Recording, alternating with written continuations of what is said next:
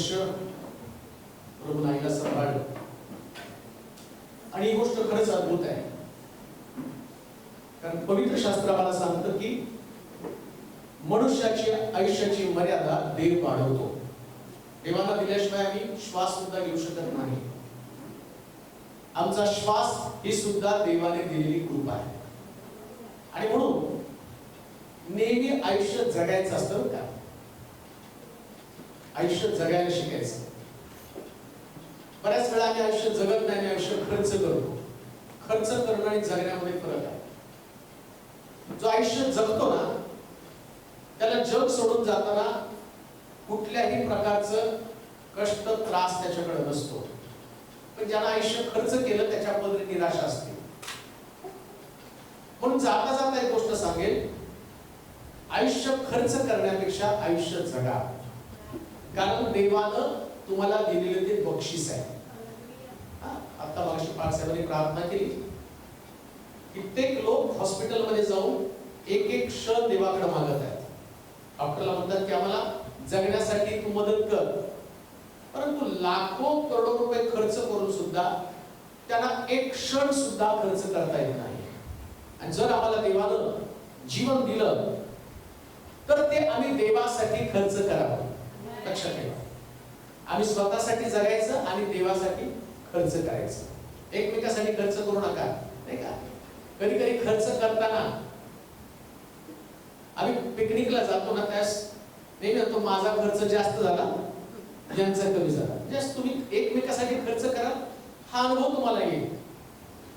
परंतु कधी कधी ज्याच्या बरोबर तुम्ही जाता, तुम्ही जाताना फक्त त्याचं तिकीट काढलं तर मग तुमचं जेवण खावण राहणं पिणं, तो दुसरा व्यक्ती स्ट्रॉंग असतो ना, तो तुम्हाला बाकीचं काही खर्च करू देते. फक्त तुम्ही तिकीट काढता आणि त्याच्या बरोबर जाता. म्हणून जो स्ट्रॉंग देव आहे त्याच्यासाठी जीवन खर्च करा. जगताना सगळ्या गोष्टीचा पुरवठा तो करेल. जे लागतं त्याच्या पलीकडचं तुम्हाला तो देईल. आणि म्हणून अतिशय चांगली गोष्ट आहे. वास्तविक पाहता 74 वर्ष तिला सांभाळून 75 वर्ष, आणि मी म्हटलं की हा चान्स जाऊ द्यायचा नाही का. पुढच्या वर्षी अजून काय आलं, निपा फिपा काय काय येत आहे. आणि मग माहित नाही, आपण देवाची इच्छा असेल तर आपल्याला कोणी मारणार नाही, पण रोजच्या दिवसात आपण देवाचा धन्यवादच केला पाहिजे. तर एक चांगली संधी प्रभूने आम्हाला दिलं. स्तोत्र 90 आणि त्याचं 10 वचन वाचून त्यानंतर आम्ही जाणून घेऊ की देवाची प्रत्येक व्यक्ती संबंधानं काय इच्छा आहे, काय योजना आहे. स्तोत्र 90 आणि त्याचं 10 वचन. आमचे आयुष्य 70 वर्ष आणि शक्ती असेल आपल्या स्वार्थ 80 80 वर्ष असले तरी त्याचा डामडौल केवळ कष्टमय व दुःखमय आहे. पहा, कारण ते लवकर सरते. बस आमच्या आयुष्याची मर्यादा देवाने निश्चित केलेली आहे. सामान्य माणसाचं सांगत आहे, एक जन्माला आलेला मनुष्य त्याला 70 वर्षापर्यंत जगावं अशी देवाची इच्छा आहे. 70 वर्ष सामान्य माणसाच्या बाबतीत समाधान म्हणत आहे. मग काही लोक त्यांना लवकर जग सोडून जावं लागतं. का जग सोडून जावं लागतं? तुमचं राहणीमान, तुमची खाणपिण्याची पद्धत, जगण्याची पद्धत, बऱ्याच वेळा मनुष्य तणावानं अनेक प्रकारचे विकार आपल्या शरीरामध्ये घेतो. मग मी सुरुवातीलाच तुम्हाला सांगितलं, आयुष्य खर्च करू नका तर जगा. कारण देवानं तुमच्या आयुष्याची मर्यादा सामान्य मनुष्य म्हणून, एक व्यक्ती जन्माला आल्यानंतर त्याला असं वाटतं की कमीत कमी त्यांनी 70 वर्ष जगावं. आणि त्याच्या पलीकडे काय म्हणतो माहिती का, जर त्याच्याकडे शक्ती असेल तर मग तो 80 वर्षापर्यंत जगेल. मग काय देवाला 70 वर्ष 80 वर्ष एवढंच तुम्हाला जगवायचं का? नाही. 3 टप्प्यात 70 वर्ष प्रयत्न केला जास्ती तर 80 वर्ष, आणि त्याच्यानंतर 91 स्तोत्रामध्ये तो म्हणतो मी त्यास दीर्घायुष्य देऊन तृप्त करेल. म्हणजे जन्माला आलेला मनुष्य जो नॉर्मल प्रार्थनेचं जीवन जगतो, चर्चला जातो, देवाचे नियम पाळतो, तो तुला 70 वर्षापर्यंत तर मी ठेवणारच आहे. मग जास्ती तुझ्याकडे शक्ती असेल तू स्वतःला मेंटेन केलं दुसऱ्या भाषेमध्ये, आणि मग मेंटेन केलं, चांगल्या प्रकारचं राहणीमान, लवकर झोपला, कुठलं टेन्शन घेतलं नाही, तणाव घेतला नाही मनावरती, ते म्हणतो तुझ्या शक्तीने मात्र तुला 80 वर्ष जगता येईल. मग तो त्याच्यामध्ये काय, समजा तू 80 वर्ष जगला तुझ्या प्रयत्नानं, तर त्याचा डांडोल कष्टमय असणार आहे. लक्षात घ्या. समजा एखादा व्यक्ती चांगलं राहणीमान घेतो, खातो पितो, व्यवस्थित राहतो, मी प्रार्थनेच्या विषयी बोलत नाही, तो एक सामान्य व्यक्ती संबंधानं बोलत आहे, मग तो प्रयत्न करून कसं तरी 80 वर्ष जगतो. मग त्याच्याकडं दुर्धर प्रकारचे व्याधी विकार येतात, आजारपण येतं, आणि मग त्याच्या जगण्याविषयीची आसक्ती कमी होऊ लागते, त्याच्यामध्ये कष्ट असतात. मग त्याच्यासाठीच बायबल काय सांगतं, धार्मिकाच्या तंबूजवळ कोणताही व्याधी फिरकत नाही. जीवनामध्ये जर कष्ट नको आहे, त्रास नको आहे, जर तुमचं शरीर वृद्धकाळापर्यंत, म्हणजे परमेश्वरानं जर तुम्हाला दीर्घायुष्य दिलं, आणि शास्त्रात असं लिहिलं, जो व्यक्ती वयोवृद्ध होतो ना, तर वयोवृद्ध हा जो टप्पा आहे, जीवनातला प्रत्येक टप्पा महत्वाचा आहे. लहान बाळ जन्माला येतं ना, त्याच्या जन्माचा आनंद त्याच्या आई वडिलांना, म्हणजे त्या लहान लेकराचा जन्म कुणासाठी, आई वडिलांना आनंद देण्यासाठी. ते दिसलं नाही तर त्यांना दुःख वाटतं, म्हणजे त्यांचा आनंद त्या लेकरामध्ये. मग तो मुलगा तरुण होतो, मग त्याचा उपयोग त्याच्या पत्नीसाठी होतो, त्याची पत्नी किंवा तिचा पती याच्यासाठी ते उपयोगाला लागतात. आणि मग त्याच्यानंतर रिटायरमेंट झाल्यानंतर जो टप्पा सुरू होतो 60 वर्षापासून, त्याला प्रौढता म्हटले. तो ते प्रौढ आयुष्य, या प्रौढ आयुष्यामध्ये जी तुमची जमापुंजी झाली ती तुमच्या लेकरांच्या भविष्यासाठी तुम्ही खर्ची करता. आता अजून एक गोष्ट तुम्हाला सांगतो, नंतर 60 वर्षाच्या पुढे तो म्हणतो 70 वर्ष वृद्धपकाळ सुरू होतो. तसा तर वृद्धपकाळ सुरू होत नाही, तो 80च्या नंतर होतो बरं का. काले म्हणतो मी 40 वर्षाचा होतो, आता मी 85 वर्षाचा आहे, माझ्यामध्ये लढण्याची ताकद तीच आहे. म्हणजे 85 वर्षापर्यंत पण वृद्ध नाही, हे पण लक्षात ठेवा. म्हणून कोण तुम्हाला आंटी आंटी अंकल म्हणत असेल तर तुम्हीच त्यांना आंटी अंकल म्हणा बरं का. कोण तुम्हाला जर उगाच काय लोकांना सवय असते आंटी अंकल म्हणायची, नाही. बायबल काय सांगतं ते मी तुम्हाला सांगत आहे. तो 85 वर्षाचा कालेब म्हणतो, ज्या दिवशी मी मोशेच्या बरोबर निघालो तेव्हाची माझ्यामध्ये शक्ती होती, तो तरुण असताना. आणि आज मी 85 वर्षाचा आहे, शक्ती मात्र तेवढीच आहे. तरुण प्रार्थनेला कमी पडतील, पण 85 वर्षाचे लोक प्रार्थनेमध्ये जास्त ताकदवान आहे. मग तुम्ही तरुण आहात का ते तरुण आहेत? देव तिने वर्गवारी करणार तुम्ही किती वयाचे आहे. देवाच्या दृष्टिकोनातनं तुम्ही परमेश्वराला किती उपयोगी पडता. मला सांगायचं तुम्हाला ती गोष्ट की लक्षात घ्या, हा जो टप्पा आहे 85 वर्षापासूनचा टप्पा, आणि त्याच्यानंतरचा एक टप्पा सुरू होतो, त्याच्यानंतर खरा वृद्धपकाळ सुरू होतो. लक्षात ठेवा. मी तिचं हे सेलिब्रेशन का करते ते तुम्हाला सांगत आहे. 75 वर्ष एकच वर्ष मी करणार नाही, प्रत्येक वर्ष आहे. मी सगळ्यांना सांगतो की तुमचे आई वडील त्यांचे वाढदिवस तुम्ही सगळ्या धूमधडाक्यात करा. कशासाठी माहिती का? त्याच्यामध्ये काहीतरी देवाचा हेतू आहे. आणि काय हेतू ज्या दिवशी तुम्हाला समजेल. लहानपण, मुलगा जन्माला आल्यावर आई बाबाला खेळण्यासाठी, ते त्यांचं खेळणं आहे.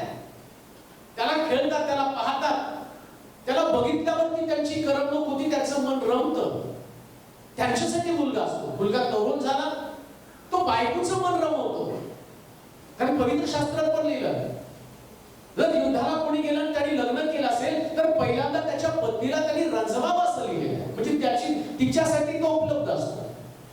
त्यानंतर तो 60 वर्षाच्या पुढे रिटायरमेंट त्याचं झाल्यानंतर तो कुटुंबाला किंवा परिवाराला उपयोगी पडतो. पण त्याच्यानंतरचा जो एक टप्पा असतो ज्याला वृद्धपकाळ म्हणेल, मग तो वृद्धपकाळ, तो टप्पा देवाच्या दृष्टिकोनातून अतिशय महत्वाचा आहे. म्हणून हे जे 75 वर्ष 74 पूर्ण करून 75 वर्षाकडे ती जात आहे. तर 75 वर्षानंतर तो काय म्हटला, मी त्यास दीर्घायुष्य देऊन तृप्त करेल. लक्षात घ्या, ज्यावेळेस तिचं वय वाढतं ना, मला असं वाटतं तिने अजून जास्त दिवस जगावं. कारण ती जेवढी जास्त जगेल ना त्याचा मला काहीतरी फायदा होणार आहे. मी देवाचं वचन वाचतो ना, त्याच्यामुळे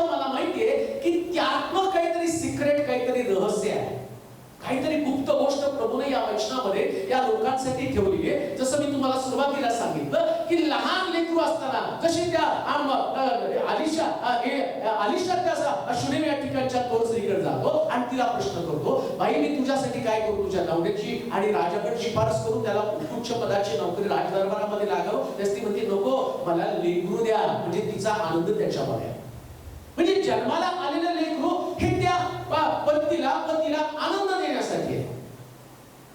मग स्त्रीच्या बाबतीमध्ये आम्ही पाहतो, पुरुषाच्या बाबतीमध्ये आदमाला बागेमध्ये देवानं तयार करून ठेवलं, तो एकटा होता, त्याचं मन नाही रमलं. मग देवानं त्याला अनुरूप सहकार्य दिला. म्हणजे सगळे लोक एकमेकासाठी उपयोगी पडतात. पण मी त्याच्या पलीकडचं तुम्हाला सांगतो, हे जे लोक आहेत ज्यांनी आपल्या वयाची 75वी किंवा 70वी ओलांडून 74, 75, 76, 77, 78, 79, 100 जरी गाठली ना, तर त्या प्रत्येक टप्प्यामध्ये, आणि लक्षात ठेवा, ज्याला हे रहस्य कळालं ना, तो आपल्या आईवडिलांची एवढी निगा राखेल ना, कारण शास्त्रामध्ये त्यांच्यासाठी विशेष प्रकारची गोष्ट ठेवलेली आहे. आणि मी ती गोष्ट त्या ठिकाणी तुम्हाला सांगणार आहे की उत्पत्तीच्या पुस्तकाच्या 48 अध्यायाच्या 8 पासून 10 पर्यंतच्या वचनाकडे आपण जाणार आहोत. उत्पत्तीचं पुस्तक का हा प्रसंग एवढा महत्वाचा आहे, लग्नाचा प्रसंग जसा महत्वाचा आहे, त्यानंतर मी पाहतो की लेकरं होणं हा प्रसंग किती महत्वाचा आहे, तसंच वयाची आणि ठराविक वर्ष क्रॉस केल्यानंतर ज्याला मी वृद्धकाळ किंवा वयोवृद्धी म्हणतो, आणि ती गोष्ट किती महत्वाची. उत्पत्तीचं पुस्तक आणि त्याचा 21वा अध्याय 4 पासून 6 पर्यंतची वचनं. इस्रायलाच्या दृष्टीस योसेफाचे मुलगे पडले. तेव्हा तो म्हणाला, हे कोण? योसेफ आपल्या बापास म्हणाला, हे माझे मुलगे. देवाने मला हे या देशी दिले. तेव्हा तो म्हणाला, त्यास माझ्याजवळ आण, म्हणजे मी त्यास आशीर्वाद देईन. म्हणजे हा उतार वयाचा जो टप्पा आहे, हा उतार वयाचा टप्पा. परत तुम्हाला सांगतो, लहान मुलगा जन्माला आला, पती पत्नीला आनंद. मुलगा तरुण झाला, मुलगी तरुण झाली, तर तो असताना पतीला आनंद किंवा पत्नीला आनंद. मग रिटायरमेंट झालं तर मग फक्त मुलांना परिवाराला आनंद का? डबल मिळणार आहे, मोठं रक्कम मिळते, रिटायरमेंटचे पैसे मिळतात, पेन्शन मिळणार आहे, त्याच्यामुळे सगळे खुश असतात. पण नातवांसाठीची जी तरतूद आहे, ज्याच्यावरती जे आता आईवडील आहेत किंवा जी मुलं आता त्या आईवडिलांना पाहत आहे, तर तुमच्या भविष्याची तरतूद. म्हणजे आता मी माझ्या आईला का सांभाळायचं माहिती का? माझ्या भविष्याची तरतूद. माझी लेकरं जी असणार आहे आणि त्या लेकरांसाठीचा आशीर्वाद देवानं तुमच्याकडे नाही ठेवला, तर तो त्या लोकांकडे ठेवलेला आहे. हा टप्पा इतका महत्वाचा आहे. काय त्याच्यामध्ये सिक्रेट आहे, काय त्याच्यामध्ये रहस्य आहे? तो याकोब काय म्हणतो, तुझी लेकरं माझ्याकडे घेऊन ये. म्हणजे तो नातवंडांना बोलवतो, आणि ती नातवंड पण येतात होती कधी वाचलं. इस्रायलाच्या दृष्टीस योसेफाचे मुलगे पडले. तेव्हा तो म्हणाला, हे कोण? योसेफ आपल्या बापास म्हणाला, हे माझे मुलगे. देवाने मला हे या दिवशी दिले. तेव्हा तो म्हणाला, त्यास माझ्याजवळ आण, म्हणजे मी त्यास आशीर्वाद देईन. म्हणजे देवानं या वृद्ध व्यक्तीला, याकोबाला आशीर्वाद देण्यासाठी ठेवलेले आहे. म्हणून म्हटलं तिने 100 वर्ष जगावं असं मला का वाटतं, कारण प्रत्येक वर्षामध्ये देवानं वेगळा आशीर्वाद तिच्याकडे ठेवलेला आहे. प्रत्येक वर्षामध्ये. तुम्हाला कळतं का, तुम्ही कुठंतरी एफडी करताना दरवर्षी त्याचे व्याज वाढतं. जेवढं वर्ष असेल तेवढं व्याज वाढणार आहे. तसं ती मंडळीसाठी, माझ्यासाठी, तेलोरे घराण्यासाठी जेवढे रिलेटिव्ह आहेत एकमेकीच्या संपर्कामध्ये, मला माहिती आहे तिला संध्याकाळी प्रार्थनेला बसल्यावर ती कुणाचा फोन उचलतच नाही. तिची प्रार्थना कधी कधी मीच म्हणतो, ते एवढं फोन वाजते ती उचलत नाही, पण ती स्पष्ट सांगते की मला प्रार्थनेच्या वेळी कोणी डिस्टर्ब करायचं नाही. आणि त्याचं प्रतिफळ ती प्रार्थना करते आणि तिकडे सगळे सुरक्षित राहतात. ही गोष्ट कधी आमच्या लक्षात येणार आहे? बायबल सांगतं हा आयुष्यातला खूप मोठा टप्पा आहे. या टप्प्यामध्ये तुमची नातवंड, तुमची लेकरं आणि तुम्ही स्वतः आता याकोबाला 12 मुलं आहेत, पण 12 मुलांमध्ये हे कुणाचं डोकं चाललं नाही. कुणाचं डोकं चाललं? योसेफाचं. कारण त्याच्याकडे विजन होतं, त्याच्याकडे स्वप्न होतं आणि देव त्याच्या बरोबर होता. लक्षात ठेवा, ज्यांच्या बरोबर देव आहे तेच लोक असं करू शकतात. जर तुमच्या बरोबर देव आहे, तुमच्या बरोबर देव आहे, तर तुम्हाला देवानं ज्या लोकांना आयुष्य दिलं, लक्षात घ्या, मी त्यास दीर्घायुष्य देऊन, म्हणजे दीर्घायुष्य कोणी दिलं? मग ही परमेश्वराची देणगी आहे. एक व्यक्ती ज्यावेळेस आणि एक वर्ष उपभोगतो ना आणि तो उतार वयाकडे जातो, त्या देवाची ती देणगी आहे. आता समजा माझी आई आहे आणि तिला देवानं 74 वर्ष सांभाळलं. आता 74 वर्षानंतर इथं जर तुम्ही वाचलं तर या याकोबाचे डोळे आता गेलेले आहेत, तो आंधळा झालेला आहे आणि मग त्याच्या समोर मोठा प्रश्न निर्माण झालेला आहे आणि आंधळा असल्या कारणानं तो मुलांना चाच पडतो. आता त्याच्यासाठी फार कठीण प्रसंग आहे. कुणासाठी? योसेफासाठी. कारण आंधळ्या बापाला कसं सांभाळायचं? बरं, जसं मनुष्य जास्त वयस्कर होतं ना, तसं त्याचे सगळे जास्त सवय लहान लेकरासारख्या बनतात. आणि लहान लेकरं सांभाळणं जेवढं कठीण आहे तेवढं वृद्ध लोक पण सांभाळणं कठीण असतं. पण तरी सुद्धा देवानं त्यांना ते आयुष्य दिलं कशासाठी? ते तुमच्या घराण्याला आशीर्वादित करण्यासाठी, तुमच्या परिवाराला आशीर्वादित करण्यासाठी. मी तर असं म्हणेन, ज्यांच्या परिवारामध्ये वृद्ध आई वडिलांचा सन्मान केला जात नाही, त्यांचे परिवार भविष्यामध्ये कधीच पुढे जाऊ शकत नाही. का? कारण देवानं दिलेल्या आयुष्याचा सन्मान ते लोक करत नाही. मी त्यास दीर्घायुष्य देऊन तृप्त करेल. परमेश्वरानं त्यांना दीर्घायुष्य दिलं, परमेश्वरानं त्यांच्या आयुष्याची मर्यादा वाढवली आणि परमेश्वराच्या देणगीचा आम्ही रिस्पेक्ट केला पाहिजे. तुम्हाला माहिती का, हे फंक्शन म्हणून आपण करत नाही. आज ही जे गोष्ट तुम्हाला रिव्हील करून देवाच्या वचनातून सांगत आहे, स्वर्गामध्ये देव आनंदी आहे, त्याचं लक्ष पृथ्वी तलावर सगळीकडे आहे. हे लोक जे आहेत ते माझ्या वचनाचा सन्मान करत आहेत. पुष्कळ लोक स्वतः पुरतं जगतात. म्हणून आम्ही पाहतो येशू ख्रिस्त पृथ्वी तलावर असताना सुद्धा त्याने त्या लेकरांना ठणकावून सांगितलं. कोणती लेकरं? तुम्ही आपली कोथिंबीर, पुदिना याचा दशांश देता आणि जे कुर्बान म्हणून तुम्हाला द्यायचं त्या आई वडिलांचं सांभाळण्याची सुद्धा तुम्ही येऊन त्या दानकोशामध्ये टाकता आणि तुमच्या आई वडिलांकडे दुर्लक्ष तुम्ही करता. तो हे तुम्हाला कोणी सांगितलं? हे देवाला मान्यच नाही ना. ज्या अर्थी देवानं ह्या आज्ञा तुम्हाला दिल्या, 10 आज्ञा ना, या 10 आज्ञा प्रत्येक आज्ञा पालन करण्यासाठी आहे. कशाला दिलं देवानं वचन? कारण बायबल सांगतं, यात लिहिलेल्या आज्ञा तू काळजीपूर्वक पाळशील, त्यास आशीर्वाद तुझ्या मागे धावत येतील. आशीर्वाद तुमच्या मागे असेच नाही येणार. त्याला मी गाणं गायलं, मला खूप चांगलं गायला येतं, मी आता किती एवढं मी तिथं गात बसलो आणि मग तुम्ही टाळ्या वाजवल्या, मग इथं कुणीतरी वाजवलं आणि मग काय सुंदर वाजलं, याला काय अर्थ नाही. एक देवाचं वचन तुम्ही पाळलं, तिथंच आशीर्वाद आहे. बाकी फॉर्मॅलिटी सगळी. हे देवानं दिलेली तुम्हाला गिफ्ट आहे. मी गातो देवाचं दान मला आहे, मी वाजवतो देवाचं दान मला आहे. पण देवाच्या दानामध्ये आणखीनही देवाचं दान कोणतं आहे? मी त्याच दीर्घायुष्य देऊन तृप्त करेल, हे देवाचं दान आहे. मग तुम्हाला कसं वाटतं? कधी कधी आम्ही वाजवताना समजा माझ्या वाजवण्याचं कौतुक नाही केलं तर तो माझं वाजवणं, माझ्या गाण्याचं कोणीच कौतुक केलं नाही, माझ्या दानाचं कोण कौतुक करत नाही. मग देव म्हणतो, अरे मी जिला तुझ्या घरामध्ये एक व्यक्तीला, जी वृद्ध व्यक्ती, तिला मी एक दान दिलं, 1 वर्ष दिलं, तुझं तिचं पण कौतुक केलं पाहिजे. म्हणून मी नेहमी सांगत असतो, काही पण झालं ना, तुमचे वाढदिवस बाजूला ठेवा, पण यांचे वाढदिवस सेलिब्रेट करा. का? कारण ते देवाचं दान आहे. ते देवाचं दान आहे आणि ते तुम्हाला करणं गरजेचं आहे. मी आणि 91 स्तोत्रामध्ये 16 वचनामध्ये वाचा परत एकदा. स्तोत्र 91 त्याचं 16 वचन.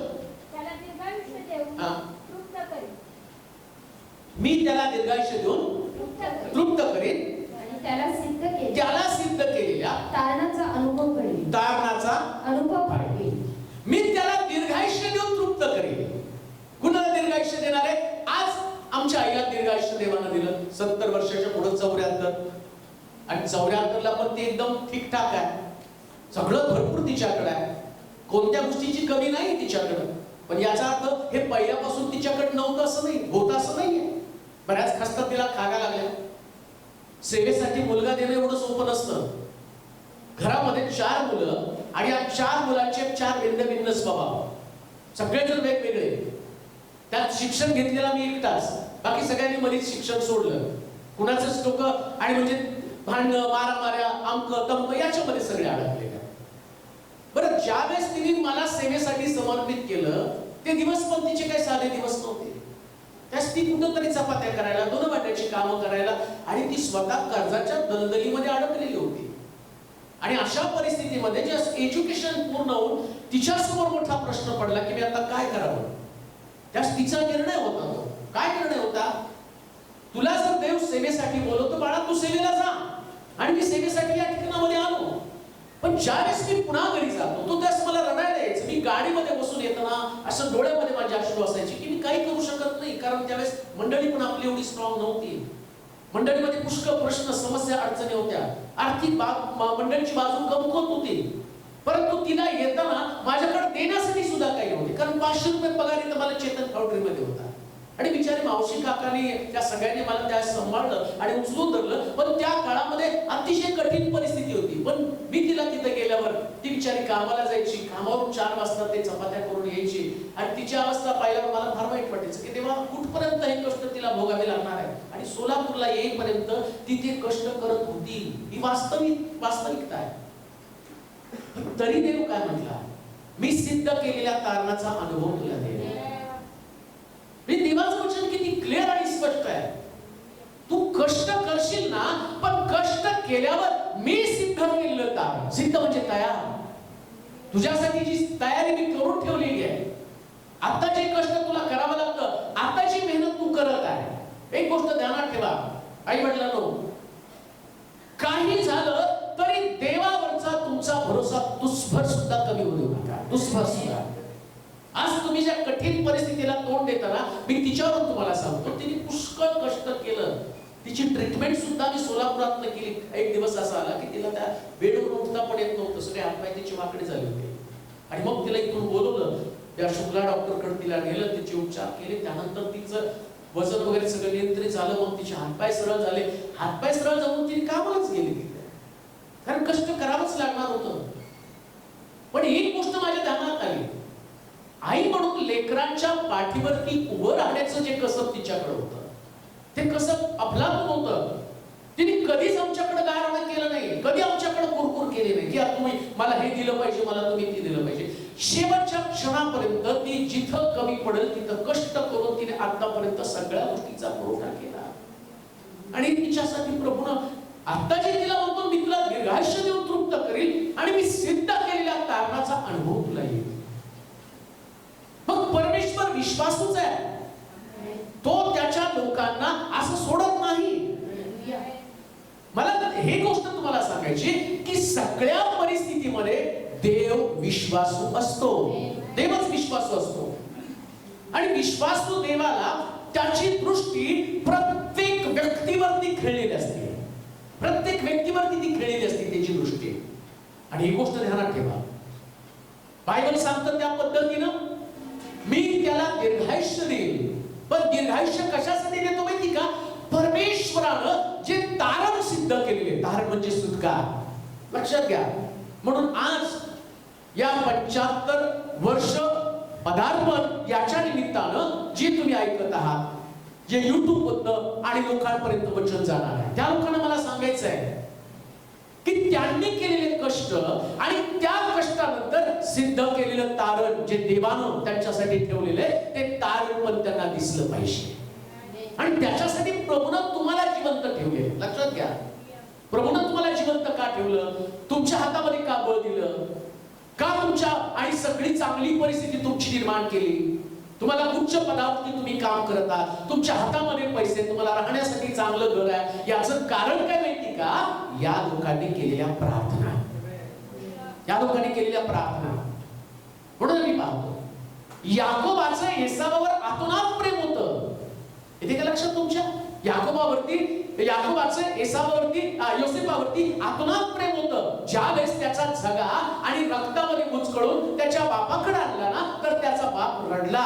का? तर तो त्याचा लाडका मुलगा होता.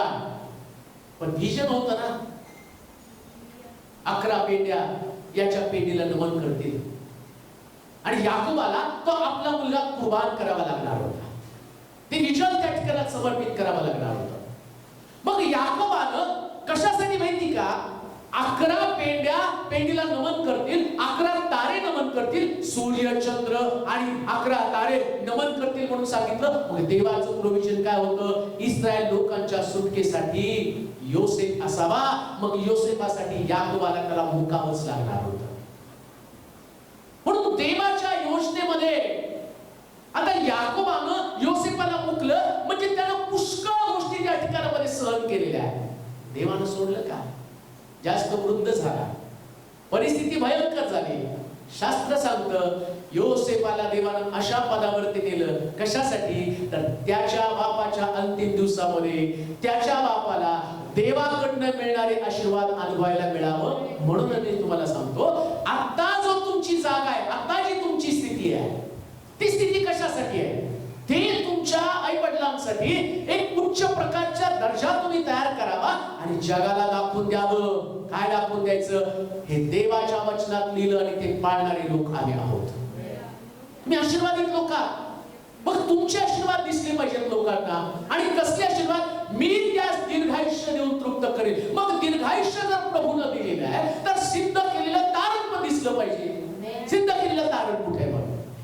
सिद्ध केलेलं तारण. आणि तारण म्हणजे जगात सगळ्यात मोठी गोष्ट तारण आहे. सगळ्यात मोठी गोष्ट तारण आहे. आणि तारण फुकट मिळालं ना? तारण फुकट मिळालं म्हणून लक्षात घ्या. वृद्धपकाळानंतर आई वडिलांकडे तुम्हाला काही मिळणार नाही, पण तुम्हाला ते सगळं फुकट द्यावं लागेल. का माहिती का? याचं कारण त्यांच्याकडनं देव तुमच्या लेकरांकडे आशीर्वाद देणार आहे. असं लिहिलं. आता वाचून दाखवलं मी तुम्हाला की तो म्हटलं मला तुझ्या लेकरांकडे तुझ्या लेकरांना जवळ आणि मला त्यांना आशीर्वाद द्यायचा आहे. त्यांना आशीर्वाद द्यायचा आहे. आणि त्यांना आशीर्वाद दिला. आणि मग मी पाहतो की छोटेच होते. ग्लोरी हनोक एकदम छोटे छोटे होते. त्याचे वडील वारल्यावरती तो काहीतरी 11वीला असेल. ग्लोरी पण एकदम छोटी. पण तिने कवटाळलं त्यांना. कवटाळून त्यांचं आयुष्य स्थिर केलं का? मग आता ही लेकरं यांच्या पायावर मजबूत आहेत ते त्यांच्या ज्ञानाने नाही, तिच्याकडनं आशीर्वाद त्यांच्याकडे आला. ही गोष्ट तितकी सत्य आहे. तो आशीर्वाद त्यांच्या कृतीचा आणि कृतीप्रमाणे तो झालेला नाहीये. आणि मला पण त्या गोष्टीचा स्वीकार करावा लागतो. कारण मला माहितीये जर आशीर्वाद तिच्याकडे आहे, तो आशीर्वाद तिला विचार, तिचे एकही पेन्शन मधला 1 रुपया उलट माझ्याच पैसे तिच्या पेन्शन मध्ये घालावं लागतात. तिची पेन्शन असते सगळी बँकेमध्ये सेफ असते. एक ठराविक रक्कम जमा झाली की तिला विचारतो काय करायची? मग तिच्या समोर असते लिस्ट. हा तो हा. मग मला माहिती हा आशीर्वाद देवाने तिला दिलेलाच आहे. तो म्हणतो जा. याकोब म्हणतो तुझी नातवंड तुझी मुलं इकडे घेऊन ये, नातवंड आण आणि मला आशीर्वादित करायचंय. मग त्यांना आशीर्वादित करत असताना मी कशाला त्यांच्या आड येणार? कारण मला माहितीये या आशीर्वादातच माझा आशीर्वाद पण लपलेला आहे. ध्यानात घ्या. बऱ्याच लोकांना वाटतं आशीर्वाद मिळवावा तरी कसा? आशीर्वाद मिळवण्याचं माध्यम हाच आहे. द्या म्हणजे दिलं जाईल. तुम्ही त्यांना द्या. तुमच्या आई वडिलांची काळजी घ्या. आपोआप देव तुमची काळजी घेणार आहे. लक्षात ठेवा, देवाचे नेत्र उघडे आहेत. देव जिवंत आहे ना. जिवंत देव सगळ्याला पाहतो. तुमचं वर्तन तुम्ही असं नका समजू की तो तुम्हाला पाहत नाही. तुमचं त्यांच्याशी व्यवहार, तुमचं त्यांच्याशी बोलणं, सगळ्या गोष्टी देव बारकाईने पाहतो.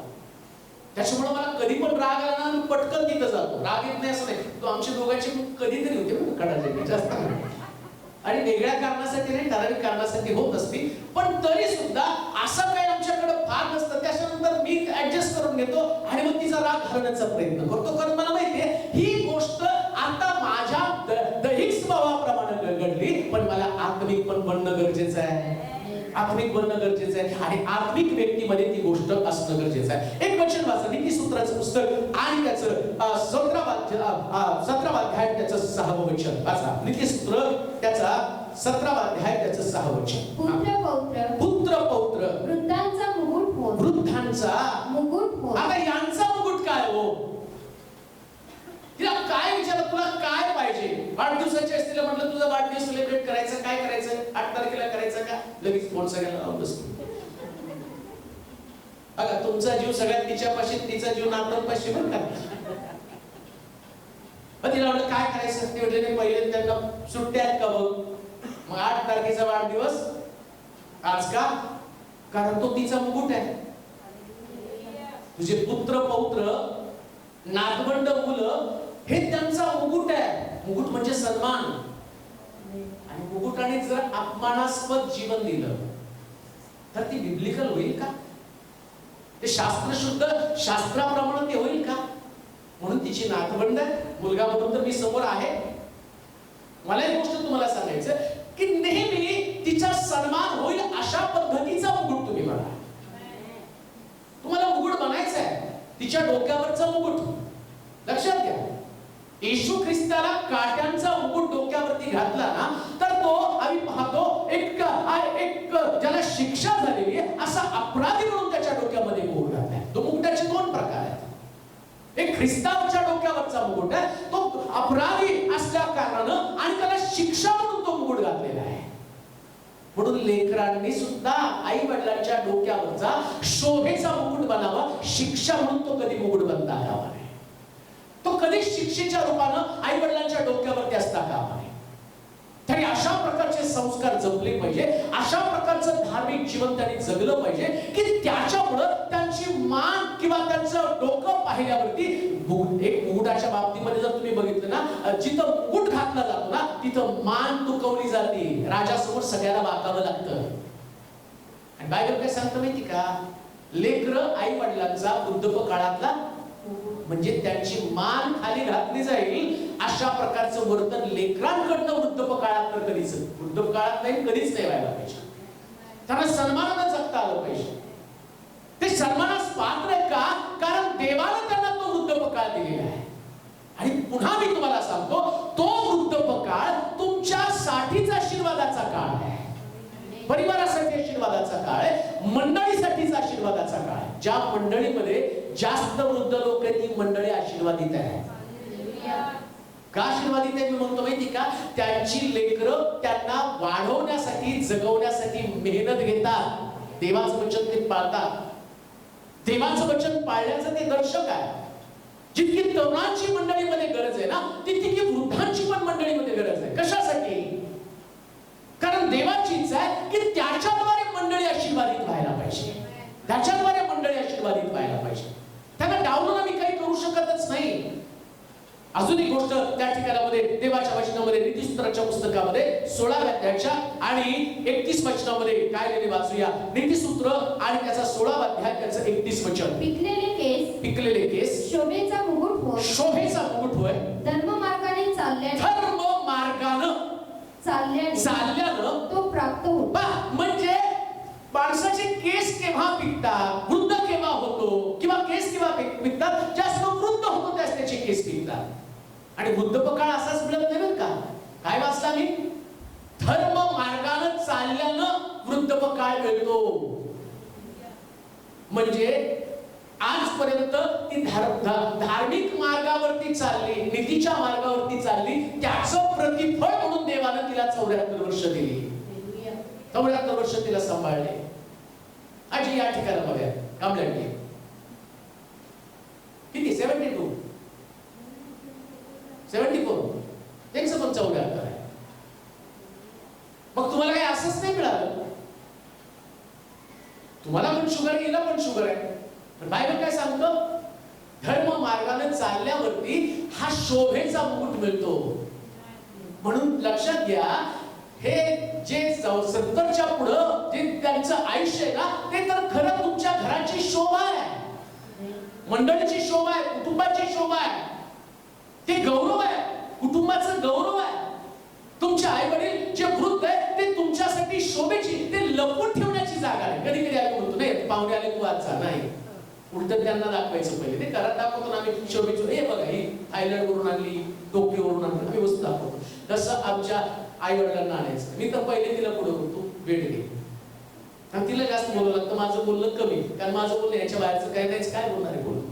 माझं कुणाला जेवढं ज्याला ऐकायला मिळतं त्याला हेच ऐकावं लागतं, दुसरं काहीच नाही. परवा कोणीतरी काही मला फोन केला, सगळं मला इतकं बोलला त्याच्याविषयी त्याच्याविषयी. म्हटलं मी तुम्हाला देवाच्या वचनाच्या बाहेर काही सांगू शकत नाही. तुम्ही 2 तास बोला, 3 तास बोला, त्याच्यामुळे जे तुम्हाला सांगतो देवाच्या वचनातलं ते ऐका. 1 मिनिटात त्यांनी फोन बंद करू द्या, कारण मी बाकीच काय ऐकणार. मला ही गोष्ट तुम्हाला सांगायची की एक देवाच्या वचनामध्ये लिहिलं की तुमच्या घरातली सगळ्यात शोभिवंत व्यक्ती कोण असेल तर तुमचे वृद्ध आई-वडील. म्हणून आज तिची शोभा वाढली, माझी पण शोभा वाढली का? मला तुमच्या समोर प्रीचिंग करायला धैर्य आहे का? कारण ती समोर बसलेली. जर ती घरात इथं नसती माझ्याकडे, मी तुमच्या समोर कोणत्या तोंडाने आलो असतो, कोणत्या तोंडाने तुमच्याकडे आलो असतो. आणि ती या ठिकाणामध्ये आहे. आणि आता अभ्यास करा बरं. जशी ती सोलापूरमध्ये आली त्या दिवसापासून माझा प्रवास तुम्ही बघा, माझा प्रवास तुम्ही बघा, नाही का? ज्यास मी पहिल्यांदा सोलापूरमध्ये तिला आलेलो त्यास मला घर भाडं भरायला पण पैसे नव्हते. भाडे सिस्टर त्यानंतर सोमकर बदल यांनी मिळून ते भाडं भरलं. माझ्याकडे भांडे सुद्धा नव्हते, मंडळीच्या लोकांनी ते केलं. डिपॉझिट पण माझ्याकडे नव्हतं. मग ती आल्यावरच आशीर्वाद आले की नाही? ती आल्यावरच आशीर्वाद. आता कसं काय? हे देवाच्या वचनात दिलेलं नव्हतं माझ्याकडे. सगळे साक्षीदार आहेत त्याचे. ते जोपर्यंत मी तिथं राहायला होतो सुशील नगर मध्ये, तोपर्यंत या लोकांनी भाडं भरलं. ते वास्तव आहे. आणि ते म्हटले, मला मोठा प्रश्न पडला, तिला आणायचं ठेवायचं कुठं? त्यात तिला 2000 पेन्शन घेऊन बसली. मला एवढा आनंद झाला. चला, एक त्यांनी भाडं भरलं तर माझं घर तर चालेल 2000 पेन्शन मध्ये. कारण त्यास आपल्याकडे चर्च भेट बांधलेलं काहीच नव्हतं, अडचण होती. नुकतंच आपण मला वाटतं त्याचं बांधकाम सुरू केलं होतं, तेव्हा बांधून झालं असेल. पैसे नव्हतेच, त्याचं कर्ज झालं होतं चर्च बांधण्याचं भरपूर. कारण आपल्याकडे कुठं पैसे होते. आणि भाडे सिस्टमनेच ते मला कर्ज मिळवून दिलेलं होतं. ते पण साक्षीदार. अशी कुठलीच गोष्ट उघड नाही, झाकलेली सगळ्या गोष्टी त्या ठिकाणामध्ये होत्या. आणि मग तिची पगार, तिची पेन्शन 2000. मला एवढा आनंद झाला, 2000 पेन्शन आहे, चला हरकत नाही, त्यास स्वस्त पण होतं. मग 2000 पेन्शन. तेवढ्याच बँकेवाल्यांनी सांगितलं 1.25 लाख रुपये जास्तीची पेन्शन तुम्ही खाल्ल्या तर 1000 रुपये कट करणार आहे. आणि एवढा शॉक बसला. म्हणलं कसं व्हायचं? पण बायबल सांगतं ती तुमच्या घराची शोभा आहे. देवाला दाखवायचं तुला पेन्शन वरती नाही, माझ्या पुरवठ्यावरती पाहायचं, माझ्या पुरवठ्याकडे तुला लक्ष द्यायचं. आणि देवानं ते दिलं. ती आल्यापासून आपोआप देव आहे तो बरोबर वचन पाळताना सगळे आशीर्वाद मोकळे करायला सुरुवात करतो. आणि माझ्या जीवनात सगळे आशीर्वाद मोकळे झाले. आता त्याला माहिती होतं. मी तुम्हाला एक सांगतो की ते लोक किती आशीर्वादित लोक आहेत. आता सूरज लीडिंग करताना सांगितलं ती काही नुसतं पास्टरची आई आहे, ती आमची पण आई आहे.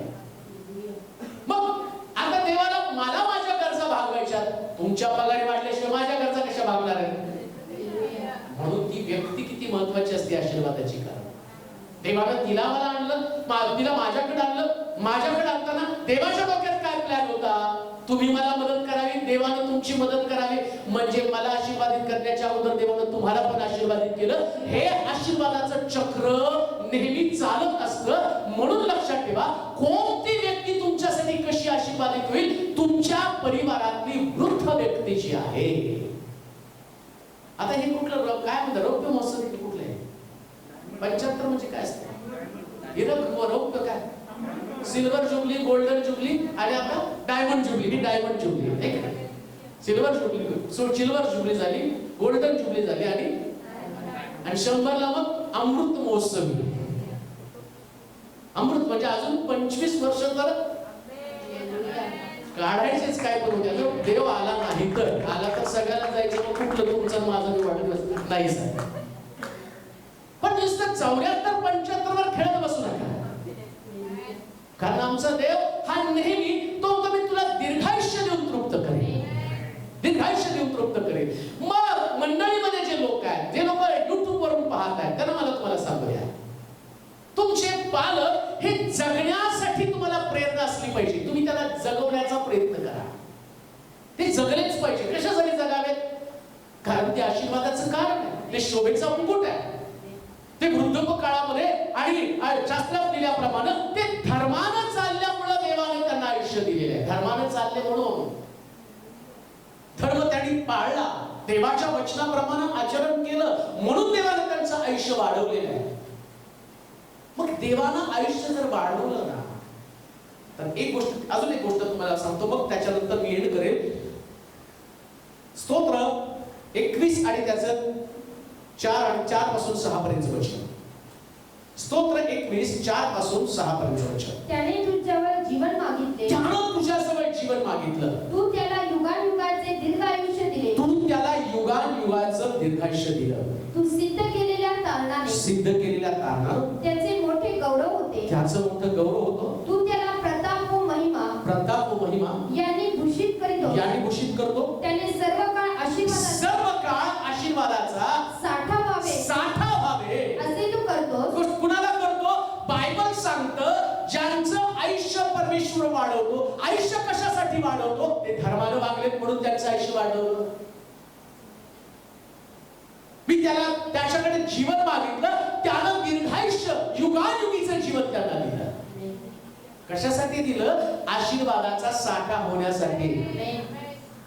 त्यांच्या बँकेतल्या पैशावर बघू नका. जसं वय वाढतं तसे आशीर्वाद वाढतात. वय वाढतात तसे आशीर्वाद वाढतात बरं का. नाही का? तिथं कांचन लोखंडे आहेत. त्या आईला त्यांच्या आईच्या आजीला आईला म्हणजे त्यांच्या आजीला सांभाळायची. आणि मला वाटतं 102 का 103 वर्ष जगली. 102 का 3 वर्ष जगली. पण ती लहान लेकरासारखं सांभाळायची. गाला ते सगळं झालं इतके त्याला लहान लेकरासारखं. आणि ती उठल्यावर कधी कवायत करायची. तिच्या शाळेतले कुठले जुने लोक त्यांची आठवण काढून रात्री बेरात्री बिचारा तो मुन्ना त्याचं नवीन लग्न करून आणलं होतं सुशील लोखंडे. आणि मग आता वय झालं म्हटल्यावर तो झोपलाय तर त्याच्या मच्छरदाणी कसा हात घातला. तो घाबरून एका कोपऱ्यामध्ये बसायचं. सगळं एवढं पण ते कधी कंटाळले नाही. परिणाम काय झाला? आज बघा त्यांच्याकडे सगळे आशीर्वाद आहेत. हे आशीर्वाद त्यांनी अनुभवले. हे जे सांगतो ना मी इकडचं तिकडचं सांगत नाही. 25 वर्षाच्या सेवेमध्ये मी जे पाहिलं ना त्यात मला एक कळलं, हा देव विश्वासू आहे. तुम्ही त्या वृद्ध लोकांचा केलेला सन्मान त्याचं प्रतिफळ म्हणून देवाने तुम्हाला आशीर्वाद. काय तुमच्याकडे एवढे पैसे होते का? मला माहिती तुम्ही आल्यावर सगळ्याची पगारी किती आहे. तुमचं दशांश या लोकांनी कधी चुकवलं नाही. सगळ्यांची दशांश बरोबर तेवढे येत होते. आणि आता पण त्यांचे दशांश येतात. त्याच्यातनं मला कळतं की देवाने यांना किती आशीर्वादित केले. कारण शास्त्र काय सांगतं? मी त्याला दीर्घ आयुष्य दिलं कशासाठी? त्यानं आशीर्वादाचा साठा बनावं. साठा म्हणजे काय माहिती का? तुम्ही मरेपर्यंत त्यांच्यासाठी जे केलं ना ती रॉयल्टी तुम्हाला मिळत आहे. रॉयल्टी. साठा संपत नसतो बरं का. साठा संपत नसतो. पेन्शन संपेल, प्रॉव्हिडंट फंड, ग्रॅज्युटी संपेल, पण आशीर्वादाचा साठा कधी संपणार नाही. कधीच नाही संपणार. एक गोष्ट तुम्ही त्यांच्यावरती केलेली खर्च ही देवाच्या दृष्टिकोनातून अतिशय मौल्यवान आहे. आणि ती गोष्ट तुम्ही जोपासली पाहिजे. म्हणून होईल तितकं त्यांची सेवा करण्याचा प्रयत्न करा. होईल तितकं. तुम्ही तिला विचारा. मला खूप आवडतं तिच्या हातामध्ये ताट असलं तर ते उचलून ठेवायला. तिला किती मदत करायची अशी वाटते. जास्तीत जास्त मदत करण्याचा मी सगळ्या एवढ्या व्यस्त शेड्यूल मध्ये मी ते करतोच. तिला पाणी भरायचं म्हटलं तिला मी भरू देत नाही. बंद केलं म्हटलं तू नाही भरायचं मीच भरतो. मग कधी कधी मला फोन करून विचारतो काय करतात तुम्ही? सरळ सांगतो पाणी भरतो. त्यांना लाज वाटावी ना. जो मला विचारतो का तुम्ही काय करता, मग काय करता बाळा साहेब तुम्ही? मी पाणी भरत नाही. मुद्दा म्हणून सांगतो त्या. म्हणजे पाणी तुम्ही भरता, मग माझ्या इकडनं भरून घेऊ का पाणी? मी पाणी भरतो म्हटलं. कशासाठी? त्यांना कळावं आशीर्वाद द्याच्यामध्ये. लक्षात घ्या. सगळ्यात मोठी जागा कोणती? मी पाळत नाही मोठी जागा नाही. मी माझ्या आईचा नम्र मुलगा आहे ना, ही मोठी जागा आहे. ही मोठी जागा आहे. आणि त्या जागेवरती तुम्ही असताना तुम्ही फुकट ती जागा नाही मिळवत. देवानं आशीर्वादाचा साठा ठेवलेला आहे. आशीर्वादाचा साठा ठेवलेला आहे. लक्षात घ्या. आज 74 वर्षामध्ये आशीर्वाद तिच्यामध्ये देवानं साठवले. आणि मला असं वाटतं अजून काही वर्ष प्रभू येईपर्यंत किंवा आणि जोपर्यंत देवानं तिच्या आयुष्याची मर्यादा ठेवलेली आहे तोपर्यंत ती तर म्हणते मी शालोमचं पण लग्न बघणार. तिची जिद्द भयंकर आहे. तिची जिद्द खूप आहे. कधीच थकत नाही. आता सुद्धा तिने एवढे सगळे येणारे पण तिने स्वयंपाक होणार. तिची एनर्जीच प्रचंड आहे. खूप एकदम वेगळं तिच्या मनामध्ये सगळ्यांप्रती असणारं प्रेम जे ते सगळ्यांपेक्षा वेगळं आहे. आणि देवाची इच्छा काय? हे लोक आशीर्वादाचा साठा बनावे. कशासाठी? आम्ही त्यातनं ते घ्यावं आशीर्वाद. म्हणून देवाला मी धन्यवाद देतो. गेली 74 वर्ष देवानं तिला सुरक्षित ठेवलं. आता 75 वर्षामध्ये तिने पदार्पण केलेलं आहे. आणि माझा विश्वास आहे तुमच्या प्रार्थना, फक्त तुमच्या प्रार्थनाच, तुमच्या प्रार्थना आपल्याला अमृत महोत्सवी वर्षापर्यंत घेऊन जाईल. नक्की जाणार आहे, नक्की जाणार आहे. कारण देवाची इच्छा तीच आहे, जेवढे वर्ष ती पृथ्वी तलावरती राहील तेवढी मंडळी आशीर्वादित होईल. मी आशीर्वादित झालो म्हणजे तुम्ही आशीर्वाद, आणि तुम्ही आशीर्वादित झाल्याशिवाय मी कसं आशीर्वादित होणार आहे? साहित्य तर ठरलेलीच आहे. मला आशीर्वादित व्हायला पाहिजे तर आई पाहिजे, आई असली की मग मी आशीर्वादित होणार आहे, आणि मी आशीर्वादित होण्यासाठी तुमचं माध्यम आहे. म्हणून लक्षात ठेवा, ही व्यक्ती इतकी महत्वाची आहे. एक व्यक्ती, जेवढे पण लोक मंडळीमध्ये आहेत, जे प्रभूनं इतके वर्ष त्यांना सांभाळलेलं आहे, मी खरंच तुम्हाला सांगतो, तुमच्यामुळेच ही मंडळी आशीर्वादित आहे. तुमच्यामुळेच. आम्ही समृद्ध का? फक्त तुमच्यामुळं. कारण तुमच्याद्वारे देवानं आशीर्वाद आमच्यामध्ये पाठवलेले आहे. प्रभू तिला भरपूर आयुष्य देवो आणि देवाच्या राज्यासाठी अधिक तिला बलवान आणि भक्कम करो, हीच देवाजवळ प्रार्थना असेल. आपण पुन्हा एकदा आपले डोळे बंद करूया, मस्तक झुकूया, आपल्या मानाला लावूया. हे सर्व समर्थ देवा, तुझी स्तुती करतो, तुझ्या पवित्र नामाचं गौरव करतो आजच्या दिवसात. गेली 74 वर्ष संभाळ करून प्रभूची अद्भुत रीतीनं 75 वर्षामध्ये पदार्पण करण्यासाठी तू कृपा करूस. आणि आज तुझ्या वचनात आम्ही ऐकलं, दीर्घायुष्य देऊन तृप्त करील, हे वचनच अद्भुत आहे. जीवनातला प्रत्येक टप्पा महत्वाचा आहे, पण सगळ्यात सुंदर टप्पा कोणता असेल तर बुद्ध बघा. कारण तो अनेक लोकांसाठी, घराण्यासाठी, परिवारासाठी आशीर्वादाचं कारण आहे. माझ्या घराण्याचा प्रतिनिधी म्हणून मी प्रभुदेवा आभार मानतो आमच्या आईबद्दल. आज जे मी आहे फक्त तिच्यामुळेच आहे. जर तिचा निर्णय चुकला असता तर कदाचित माझाही निर्णय चुकला असता. माझा निर्णय चुकला असता तर आज एवढे भुकेले लोक तृप्त झाले नसते. आज कित्येक लोकांच्या जीवनाची बांधणी तू करत आहे. रोज शेकडो लोकांचं परिवर्तन करून देवाच्या अधिक जवळ त्यांना तू आणत आहे. परंतु या सगळ्या मागे जी प्रेरणा, जी व्यक्ती पाठीमागे राहून मला एवढे दिवस प्रार्थनेमध्ये मदत करत आहे, तिला 74 वर्ष तू सांभाळस, आशीर्वादित कर. शरीरातला प्रत्येक अवयव येशूच्या रक्ताखाली घालत आहे. अभिषेक सामर्थ्याने परिपूर्ण कर देवा. ज्या तिच्या अंतःकरणातल्या प्रार्थना तुझ्या राज्यासाठी, मंडळीसाठी, घराण्यासाठी, कुटुंबासाठी, सगळ्या प्रार्थनेची उत्तरं तिला आहे. हे सर्व समर्थ देवा, आम्ही एवढंच म्हणतो, इथपर्यंत त्याने आमचं सहाय्य केलं. तो आमचा एबेनेझर झाला. त्याच्या हातामध्ये आम्ही पडत असता मंडळी आला तेव्हा आम्ही सर्व तिला धन्य म्हणत आहोत. आशीर्वादित कर देवा. दीर्घायुष्य देऊन तिला चालव. रोजच्या दिवसामध्ये तिची संगत सोबत तुझ्या आत्म्याच्या द्वारे केली जाऊ. आभार मानतो या मंडळीबद्दल. खरोखर हे प्रेम करणारे लोक तिच्यासाठी उपलब्ध करून दिलेले आहेत, ज्याच्यामुळे रोजच्या दिवसामध्ये तिच्याकडे एक नवीन प्रकारची उर्मी येते.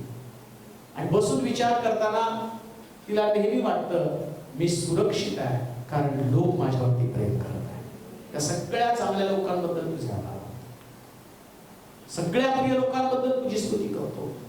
ज्या प्रियजनांचं तिच्यावरती प्रेम आहे, लांबून लांबून ते लोक या ठिकाणात तिचं अभिष्ट चिंतन करण्यासाठी आले, त्यांनाही आशीर्वादित कर. या सगळ्यांना एकत्र बांधणारा धागा प्रभू येशू ख्रिस्त, त्याच्याबद्दल आम्ही तुझं गौरव करतो. पुन्हा एकदा आम्ही सर्व तुझ्या पवित्र हातात पडत येशूच्या नामात ही प्रार्थना केली म्हणतो. आमेन. आता देवबापाची प्रीती, प्रभू येशू ख्रिस्ताची कृपा, पवित्र आत्म्याची सहभागिता तुम्हा सर्वांबरोबर, विशेष करून आई बरोबर आता आणि सदा सर्वकाळ